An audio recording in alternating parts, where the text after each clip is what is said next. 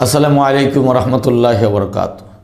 ইন্নাল হামদুলিল্লাহ আলহামদুলিল্লাহি কাফা ওয়া সালামুন আলা ইবাদিহিল্লাযীনা ইসতাফা।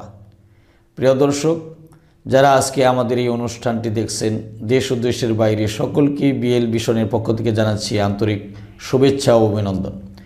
প্রিয় দর্শক, আজকে যে বিষয়টি নিয়ে আপনাদের সম্মুখে হাজির হয়েছি আর তা হলো মাসিকের সময় স্ত্রীর মেন্সের সময় তার সাথে মিলন করা বা সহবাস করা যাবে কিনা। এটা অত্যন্ত গুরুত্বপূর্ণ একটি বিষয়। কারণ হলো আমাদের অনেক ভাই ব্যবসার কারণে, চাকরির কারণে অনেক দূরে থাকে। দেখা গেছে 1 মাস পরে তিনি বাড়িতে আসলেন, স্ত্রীর সাথে মিলিত হবেন, কিন্তু ওই সময় স্ত্রীর মেন্স শুরু হয়ে গেছে। তখন তার মনে বড় কষ্ট লাগে, ব্যথা লাগে।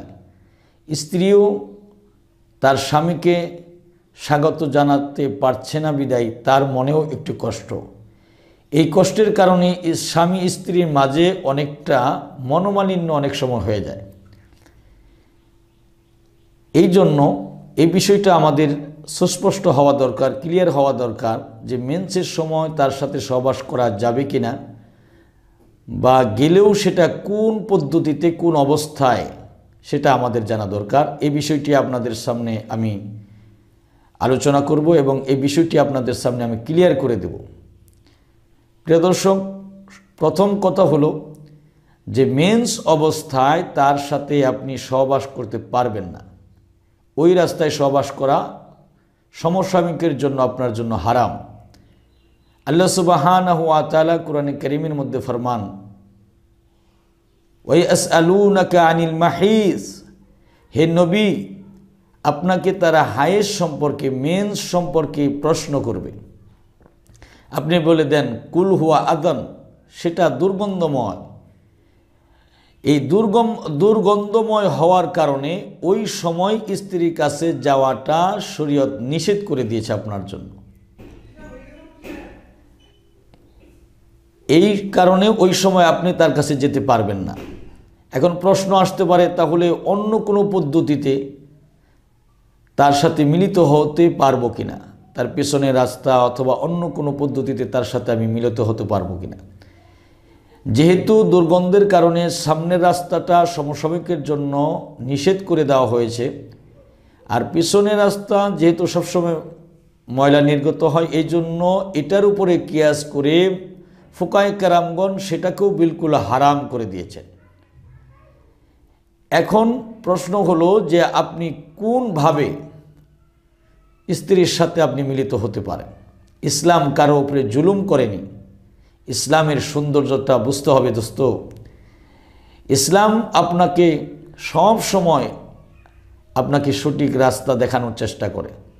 ফুকায়ে কেরামগণ এখানে একটা মাসলা ইস্তেমবাদ করেছেন, সেটা হলো আপনি যদি দূর থেকে এসে স্ত্রীর এই অবস্থা দেখেন, অথবা স্ত্রীর কাছে থেকে আপনি যদি নিজেকে কন্ট্রোল করতে না পারেন, তাহলে ফুকায়ে কেরামগণ এখানে একটা মাসলা ইস্তেমবাদ করেছেন যে নিজের খায়সাতকে নিবারণ করার জন্য, নিজের যৌন শক্তিকে সমসাময়িকের জন্য, মিঠানোর জন্য আপনি আপনার স্ত্রীর লজ্জাস্থানের উপরে মোটা একটা কাপড় রেখে তারপর 2টা রান একত্রিত করে তারপরে সেখান থেকে আপনি ফায়দা নিতে পারেন। এতটুকু স্ত্রীর মেন্স অবস্থায়, হায়েজ অবস্থায় আপনাকে অনুমতি দিয়েছে ইসলাম। যে আপনি যদি নিজেকে নিয়ন্ত্রণ করতে না পারেন, অথবা অনেক দিন পরে আপনি স্ত্রীর কাছে আসছেন, আবার অনেক দিন পরে আপনি আসবেন, মনে কষ্ট নিয়ে যাতে করে না যেতে হয়, এই জন্য ইসলাম আপনাকে সুন্দর একটা রাস্তা দেখে দিয়েছে। যে ইসলামের থিওরি হলো, ফুকায়ে কেরামগণ এই মাসলাটা ইস্তেমবাদ করেছেন যে আপনি লজ্জাস্থানের উপরে মোটা একটা কাপড় রেখে 2টা রান একত্রিত করে এখান থেকে আপনি এই 2টা রান একত্রিত করে এখান থেকে আপনি ফায়দা গ্রহণ করতে পারেন।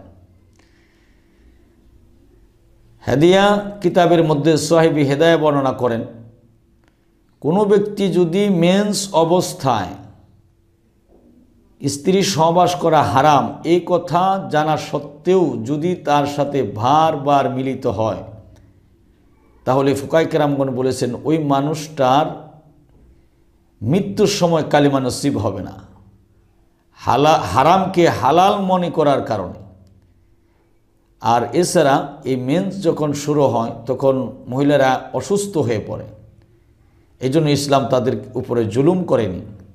এই জন্য আপনাকে যে রাস্তাটা, যে মাসআলাটা বর্ণনা করে দেওয়া হলো, যে লজ্জাস্থানে কাপড় রেখে তারপরে আপনি 2 রান একত্রিত করে সেখান থেকে ফায়দা গ্রহণ করতে পারেন, এইভাবে আমল করার জন্য চেষ্টা করবেন। তথাপি হারাম কাজে লিপ্ত হওয়া যাবে না। প্রিয় দর্শক, আল্লাহ সুবহানাহু ওয়া তাআলা আমাদের সবাইকে বোঝার এবং আমল করার তৌফিক দান করুক। সকলে বলি আল্লাহুম্মা আমিন। প্রিয় দর্শক, এটাই ছিল আজকের মতো আমাদের এই আয়োজন।